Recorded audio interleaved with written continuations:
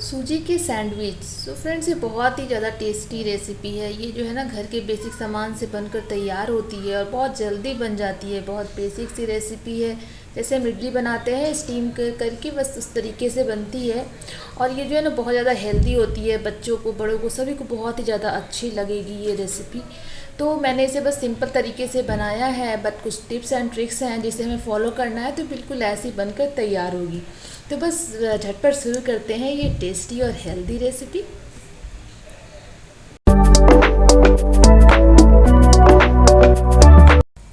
यहाँ मैंने बेस बनाने के लिए ना 1 कप सूजी लिया है। ये बारीक वाली सूजी है, मोटी वाली नहीं है। अगर आपके पास थोड़ी मोटी सूजी है ना, तो आप उसे एक बार मिक्सर ग्राइंडर में ग्राइंड कर लीजिए। उसके साथ मैंने जितनी सूजी ली है ना, उसका हाफ मैंने यहाँ पे दही लिया है।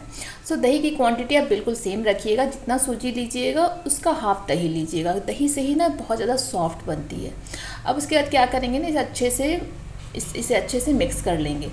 तो इसमें पहले हम दही के साथ सूजी को मिक्स करेंगे, फिर थोड़ा पानी की सहायता से इसे अच्छे से हम एक थिक बाटर बनाएंगे। जैसे इडली की बाटर होती है ना, बस बिल्कुल वैसे ही बाटर हमें यहाँ पर बनानी है। और इसे इस तरीके से मिक्स करके इसे हम ना 5 से 10 मिनट के लिए रेस्ट के लिए छोड़ देंगे ढककर।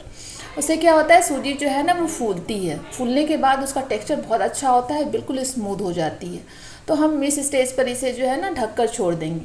और अब मैंने फिर तैयारी कर ली स्टफिंग के लिए। जो मैंने क्या किया है ना, एक प्याज, एक टमाटर और एक कैरेट को मैंने ग्रेट करके ले लिया है। और धनिया पत्ती को भी मैंने फाइनली चॉप कर लिया है। एक हरी मिर्ची को भी यहाँ पर मैंने चॉप किया है। मैंने यहाँ पर आलू का यूज किया है, तो मैंने 3 से 4 बॉइल्ड आलू को मैश करके रख लिया है। आप इसे ग्रेट भी कर सकते हैं। अगर आपकी इच्छा हो तो आप यहाँ हाफ आलू और हाफ पनीर का भी यूज कर सकते हैं।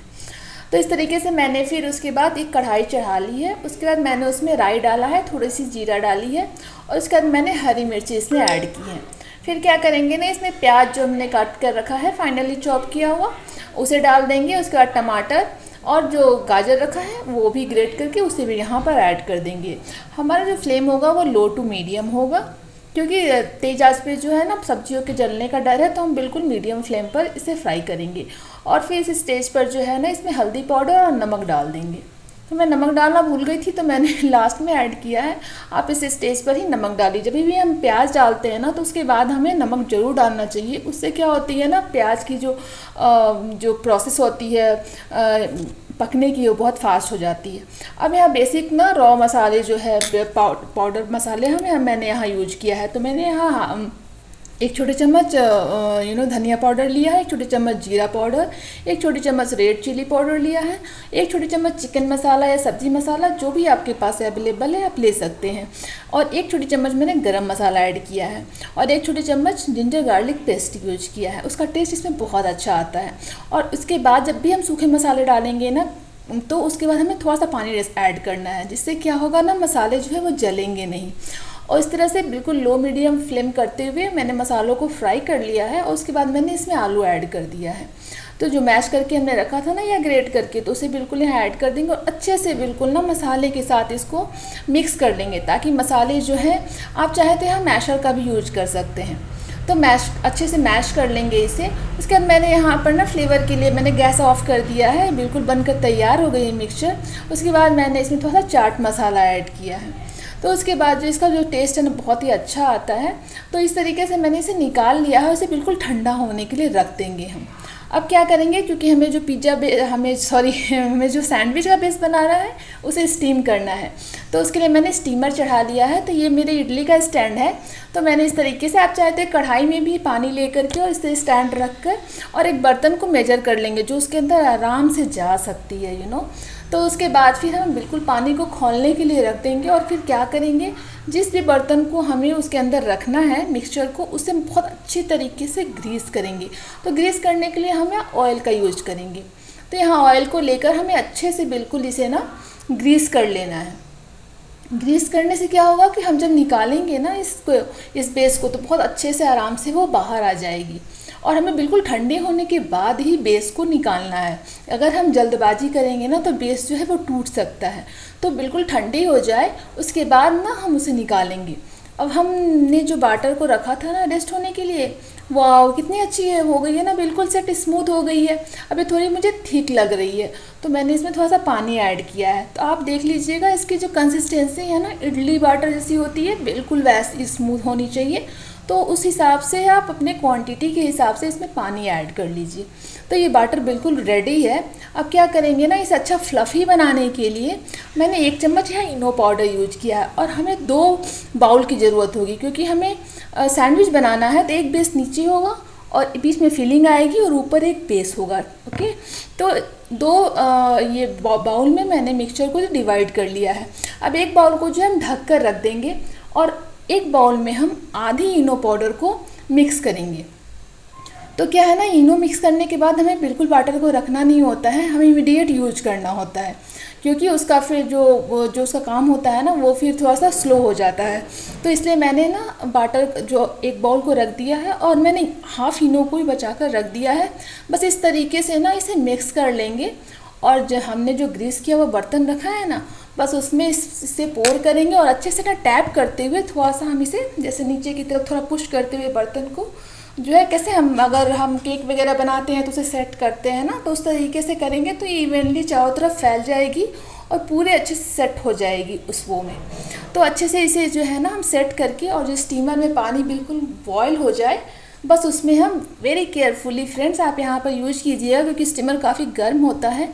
तो यहाँ पर हम इसे बिल्कुल इस तरीके से डाल देंगे, और इसे हम हाई फ्लेम पर ही छोड़ देंगे, क्योंकि स्टीम करना है हमें, तो ये जलेगी बिल्कुल नहीं। हाई फ्लेम पर हम इसे 10 से 15 मिनट तक पकाएंगे।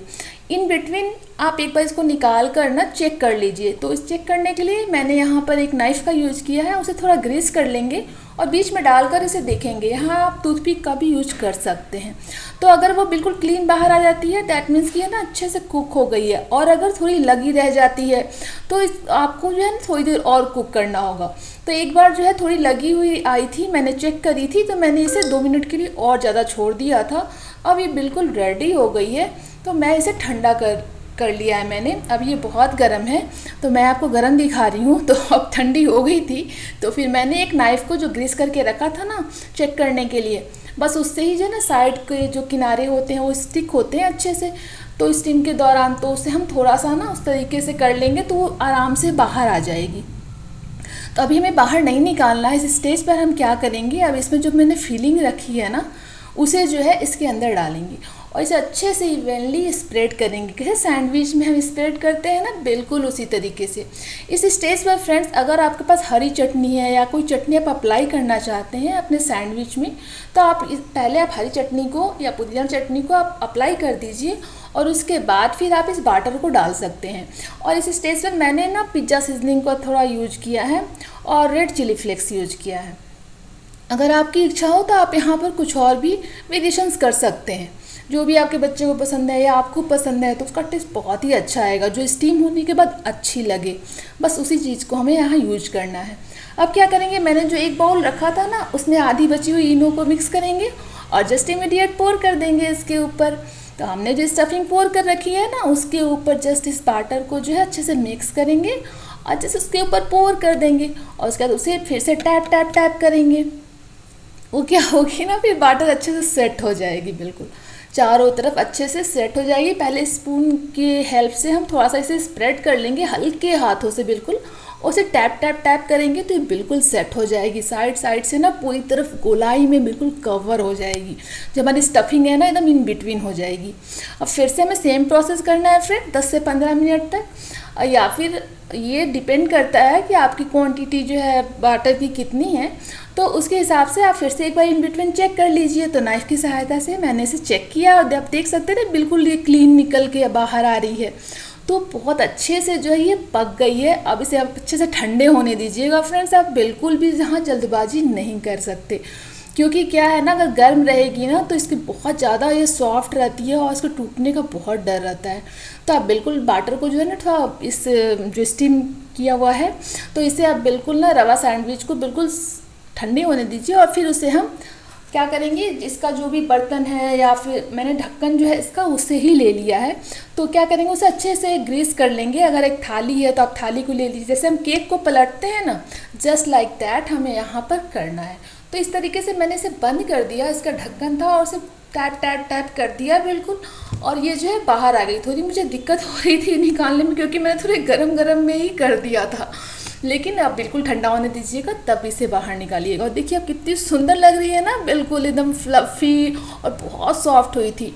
तो यहाँ जो दही की जो मैंने आपको कर्ड की जो क्वांटिटी बताई है ना, बिल्कुल उतनी ही क्वांटिटी लीजिएगा, उससे ही जो है ना ये सैंडविच बहुत ज़्यादा सॉफ्ट, बहुत ज़्यादा नरम बनती है। आप देख सकते हैं ना, उठाने में भी मुझे इतनी प्रॉब्लम हो रही थी, इतनी सॉफ्ट थी ये, मुझे टूटने का डर लग रहा था और ये बहुत टेस्टी लगती है, इवन ब्रेड के सैंडविच से ज़्यादा अच्छी लगती है, और हेल्दी तो है ही।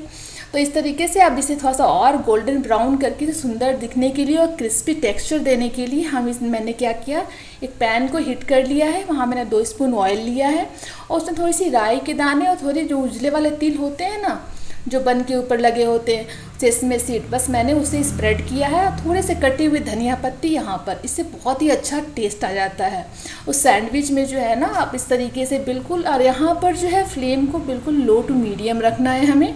और एक बार में ना बहुत ज़्यादा आप ये पीसेस को ऐड मत करिएगा, नहीं तो क्या है ना, टूटने का डर होता है, क्योंकि हमें इसे फ्लिप करना होता है, तो उसके लिए थोड़ा प्लेस चाहिए होता है। तो मैंने इस स्टेज पर ना 4 पीसेस ही यहाँ पर डाले थे, और मैंने धीरे धीरे उसे जो है ना लो टू मीडियम फ्लेम पर उसे गोल्डन ब्राउन होने तक सेक लिया था। और फिर उसे बिल्कुल एंजॉय कीजिए फ्रेंड्स। आपकी जो रवा सैंडविच है ना बिल्कुल रेडी है, और अब ज़रूर इसे एक बार ट्राई कीजिए। आई एम श्योर कि आपको ये बहुत ज़्यादा पसंद आएगी, और आपके बच्चों को भी बहुत ज़्यादा पसंद आएगी। आप अगर चाहें तो इसके अंदर चीज़ भी डाल सकते हैं, चीज़ी सैंडविच भी बना सकते हैं। So you can do so many of variations here. अपने टेस्ट के अकॉर्डिंग आप जो है इसे और ज़्यादा टेस्टी बना सकते हैं, और बच्चे इसे बहुत एंजॉय करने वाले हैं। तो आप इसे बिल्कुल बनाइए, और अपने जो एक्सपीरियंस है मेरे साथ शेयर कीजिए, और मुझे बताइए कि आपकी रेसिपी कैसी लगी। See you again in my next video friends, bye bye.